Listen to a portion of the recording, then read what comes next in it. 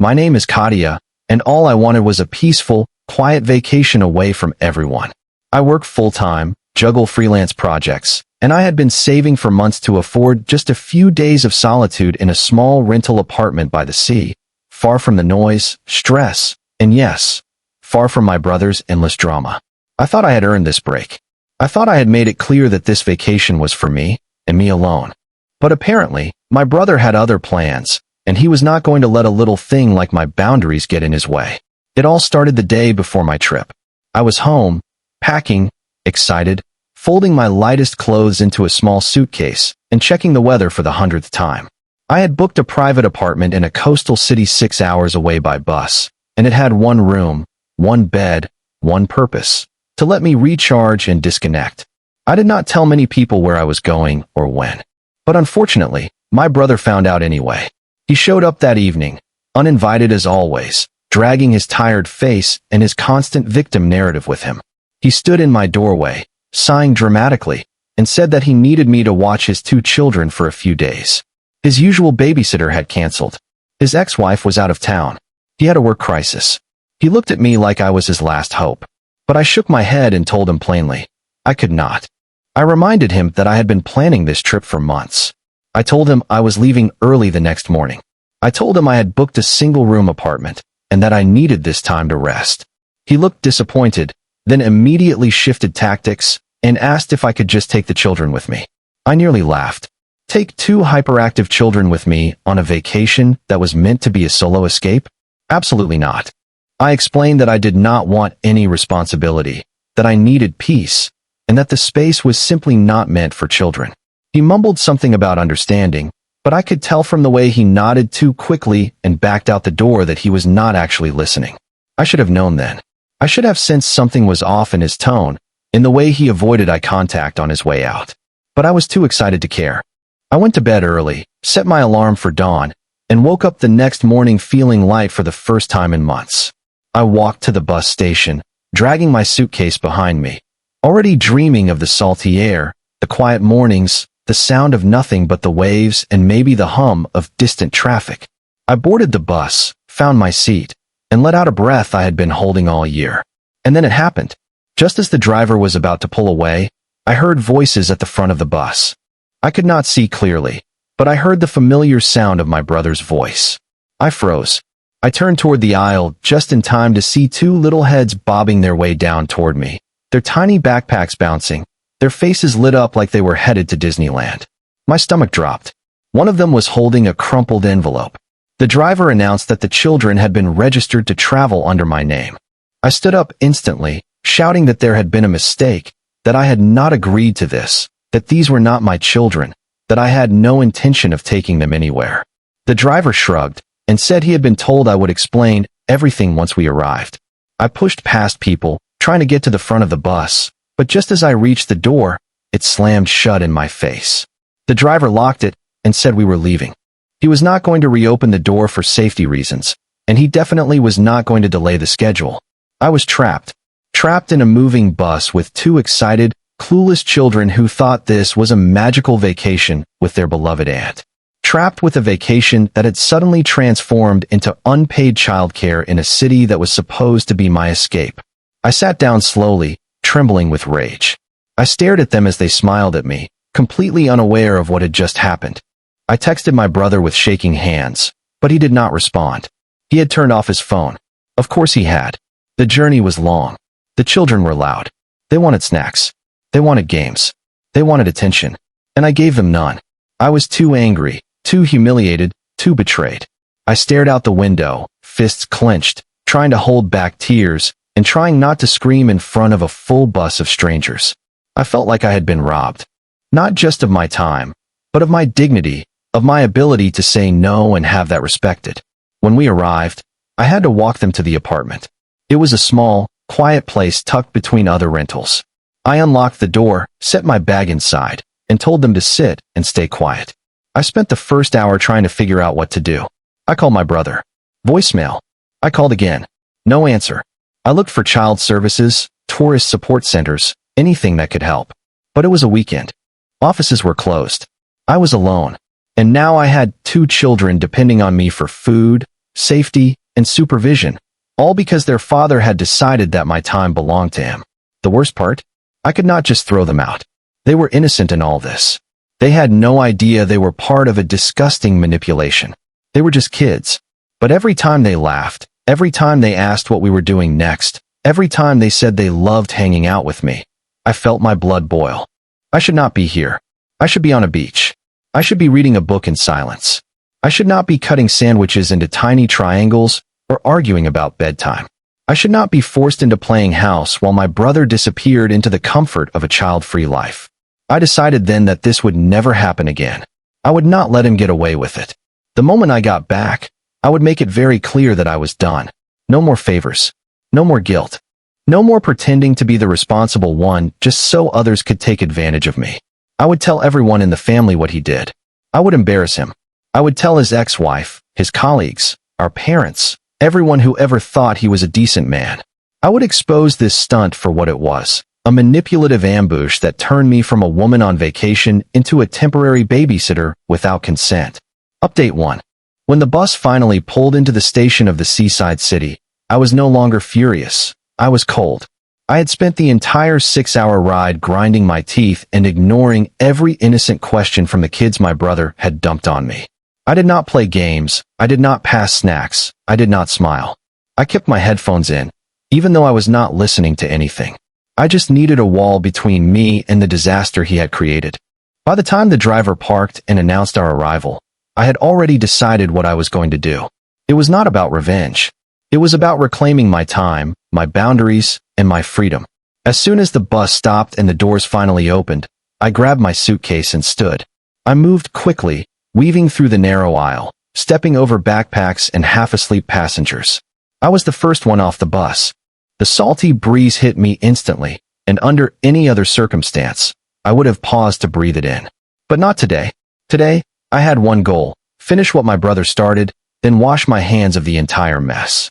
I walked a few steps away from the bus, turned around, and watched as the two children, his children, stepped off after me. They were looking around, still cheerful, still clueless, like they had no idea their father had completely failed them. I pointed toward a small bench near the station entrance, a shaded area under a metal awning just a few meters from where the bus had stopped. They followed me, no questions asked, and I told them to sit and wait there. They nodded and sat down with their little backpacks clutched on their laps. I turned around, walked away without a word, and stepped out of sight around the corner of the station building.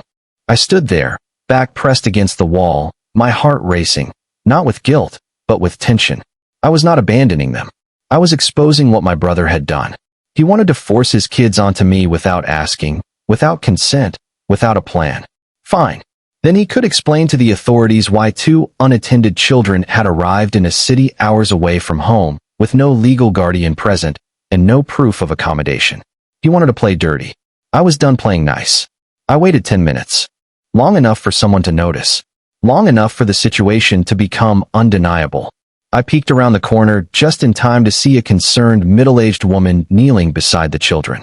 She was talking to them, probably asking where their parents were. I could not hear the conversation, but I saw the confusion on the children's faces as they tried to explain. I saw the woman take out her phone. Moments later, 2 transit security officers appeared, then another employee from the station. I quietly circled around and returned to the far side of the lot, out of their view, where I watched from behind a row of parked scooters. Within 20 minutes, the police arrived. It happened fast after that. The officers approached the bench, knelt to speak to the children, then gently asked them to stand. They led them into the small security office near the station entrance. The woman who had called looked shaken. The officers appeared calm, professional, but firm.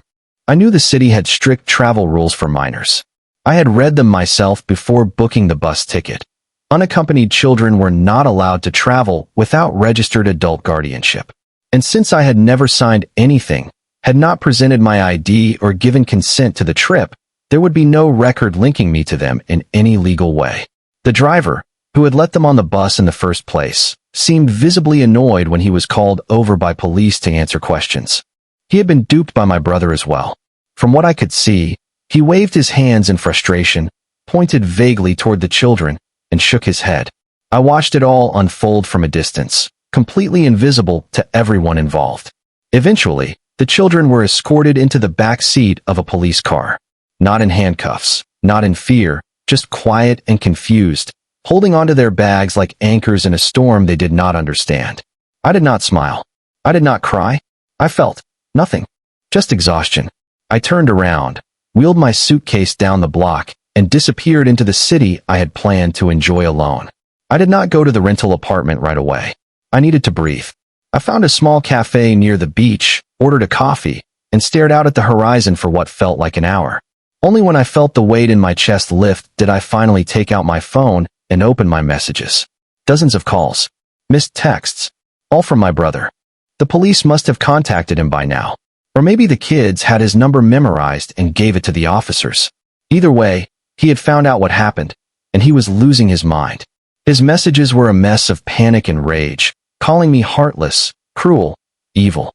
He said I had traumatized his children. He demanded I explain myself.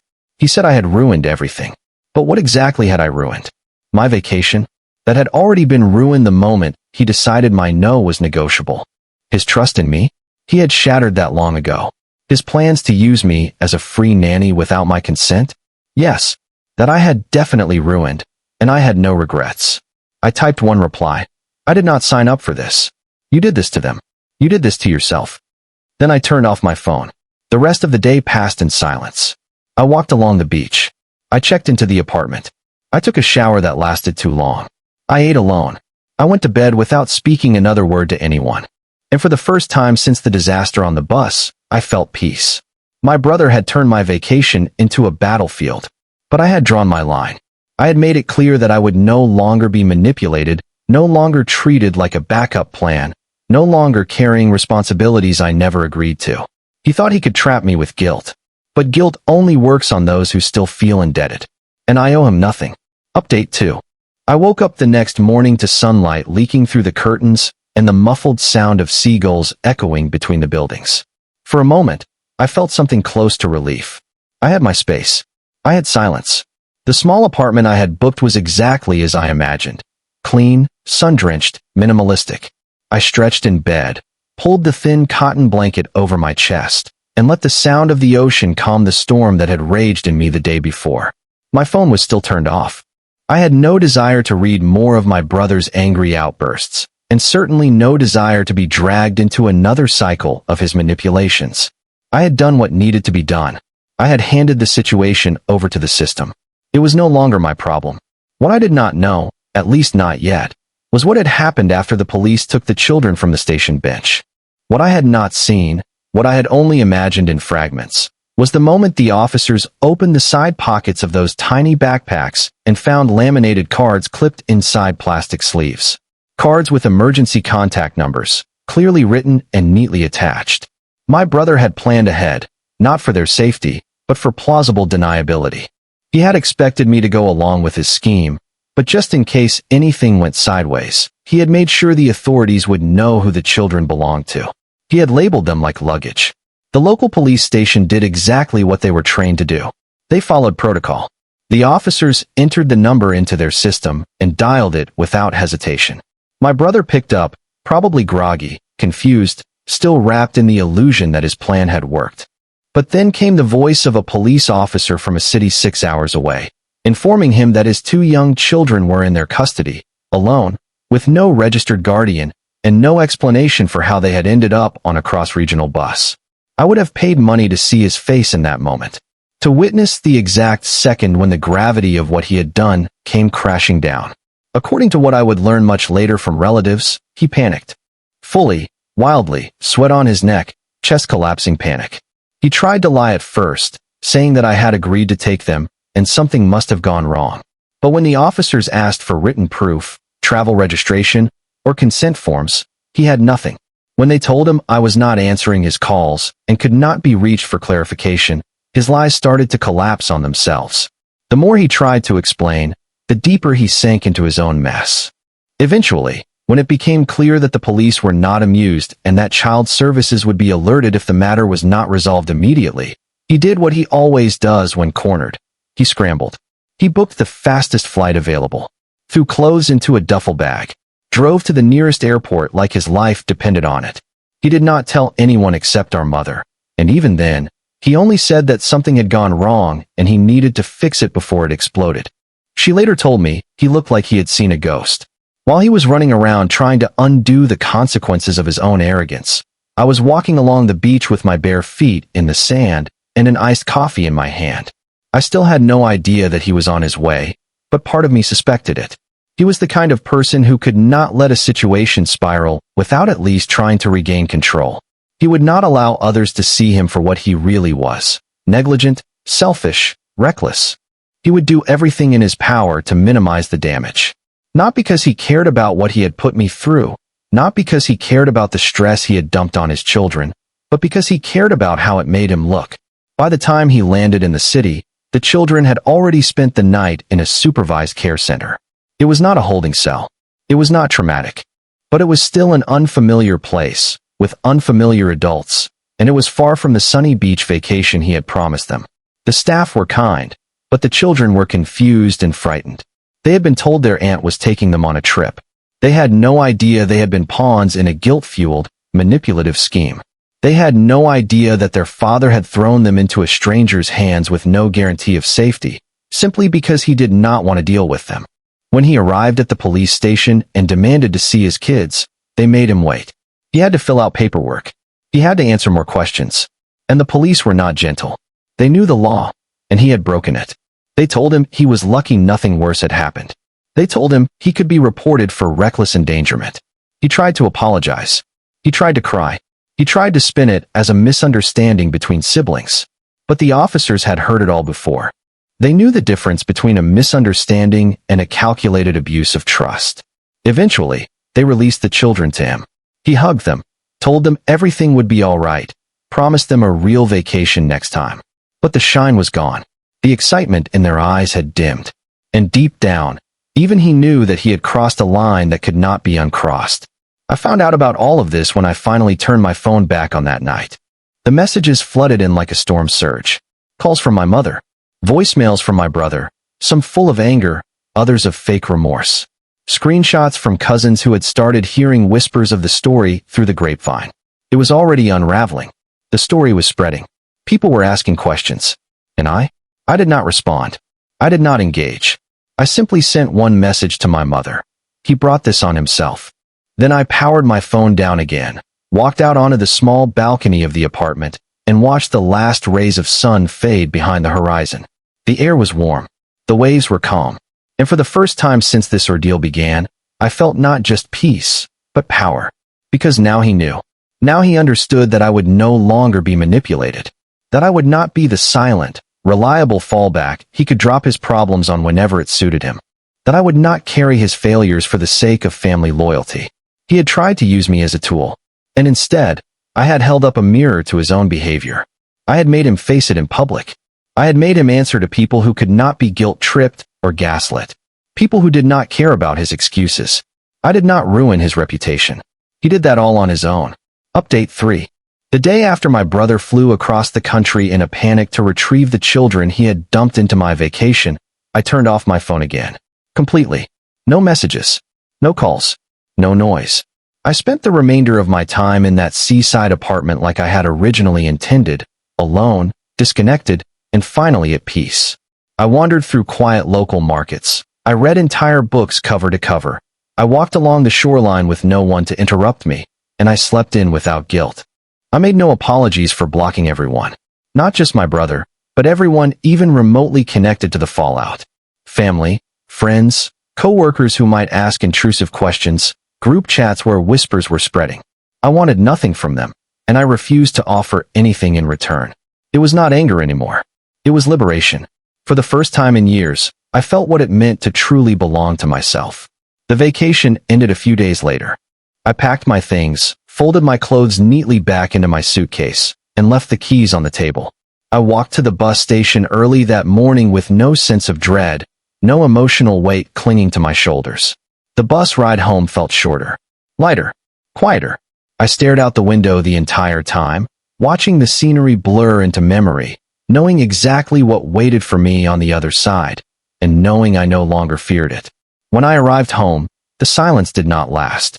The moment I reconnected to the internet and stepped back into the orbit of my family, the backlash exploded.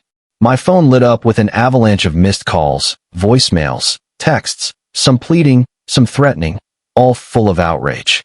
My brother, unsurprisingly, had spun his version of the story across every family member who would listen.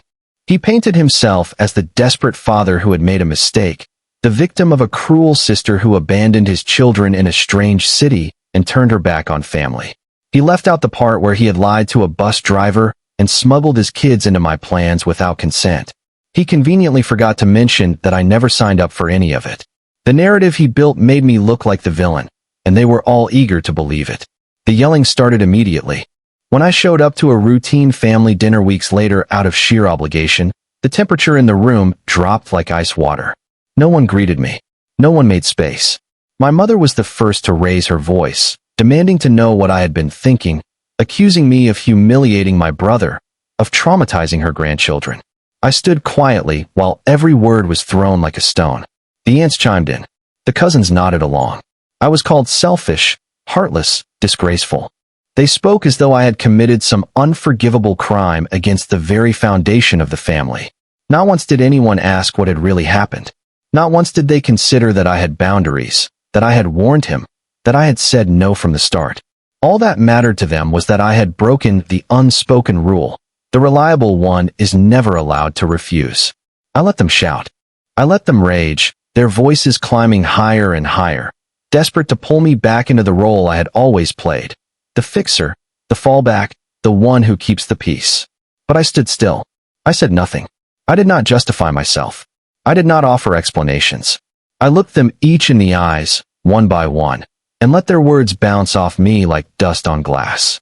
And when the last voice faded and the silence fell heavy with tension, I picked up my bag, walked to the door, and left.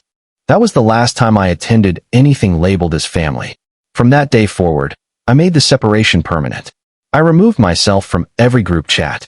I unfollowed and blocked every account. I ignored every email, deleted every voicemail, and shredded every invitation that showed up in the mailbox. I did not return calls. I did not explain. I did not apologize. They stopped asking. Eventually, the silence became permanent. The messages stopped. The drama faded. One by one, they let go, not because they understood what they had done, but because they realized I was no longer useful. I was no longer the sister who could be guilt, the cousin who would agree to watch someone's kid, the niece who could be relied on to clean up after everyone's emotional messes. I had burned the bridge they had used to reach me all these years, and once it was gone, they had nothing left to take. And that was when it finally happened. They stopped perceiving me as one of them. It was not spoken aloud, not written in any letter, but it hung in the air like a silent verdict. I was no longer family, not in the way they defined it, not as an extension of their needs, not as someone to be manipulated into servitude under the illusion of loyalty. I was a stranger now. They moved on with their drama, their dysfunction, their endless cycle of crisis and codependency. But I was no longer part of it. I had carved myself out of their story and written a new one. I spent the months that followed rediscovering what peace actually meant. I took more solo trips. I made new friends outside the toxic orbit I had escaped. I started new hobbies, moved to a quieter neighborhood, switched jobs when I realized how much of my stress came from people who shared the same manipulative patterns. I did not miss them. I did not long for their approval. I did not grieve what was lost. Because I never really lost anything. What I walked away from was never love. It was obligation disguised as affection, control dressed as care. And when I finally stopped performing, when I refused to play the role they assigned me, their true feelings surfaced. They loved the version of me that said yes. The version who tolerated everything in silence. But they never loved me. And that was their loss, not mine. So now, when people ask me why I do not speak to my family, I tell them this. I refused to sacrifice my sanity for people who only valued me when I was useful. I set a boundary, and they answered with betrayal. I chose myself, and they chose to punish me for it. And I would make the same choice again 1,000 times.